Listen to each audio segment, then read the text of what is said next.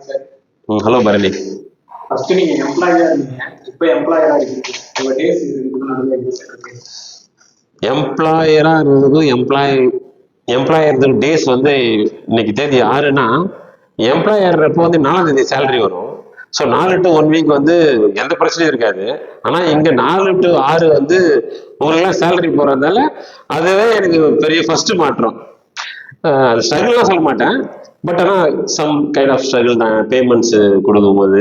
ஏன்னா வந்து எம்ப்ளாயிக்கு ப்ளஸ் நம்ம அவுட் சோர்ஸ் பண்ண வெண்டார்ஸ்க்கு பேமெண்ட் மஸ்ட். அதுக்கப்புறமா தான் என் சேலரி, கோஃபவுண்டர் சேலரிலாம் எடுக்க முடியுது. அங்கே அப்படி கிடையாது. First thing. செகண்ட் திங் வந்துன்னா ஸ்ட்ரகிள்னா அங்கே வந்து கூப்பிட்டுக்கலாம், நமக்கு ரிப்போர்ட்டிங் பாசஸ் நம்ம சபார்டினேட்ஸ் கூப்பிட்டுக்கலாம். இங்கே வந்து கோஃபவுண்டர்ஸ்லாம் கூட முடியாது, சிங்கிள் மேனாக தான் வந்து இங்கே பார்க்கணும்.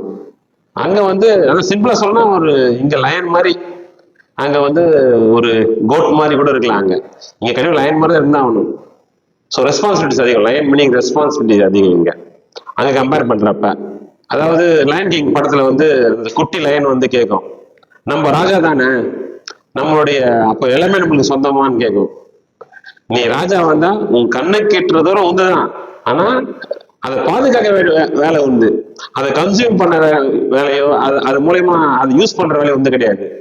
ஸோ எம்ப்ளாயை வந்து நம்ம யூஸ் பண்ணிக்கலாம், கண்ணு கேட்டு தூரம் கம்பெனியில் யூஸ் பண்ணிக்கலாம், பண்ணலாம். இங்க வந்து யூஸ் பண்ணக்கூடாது. ரெஸ்பான்சிபிலிட்டியா அவங்க சேஃப் அண்ட் செக்யூரிட்டியை பார்க்கணும். இதுவே பெரிய டிஃபரன்ஸ் தான். தேங்க்யூ.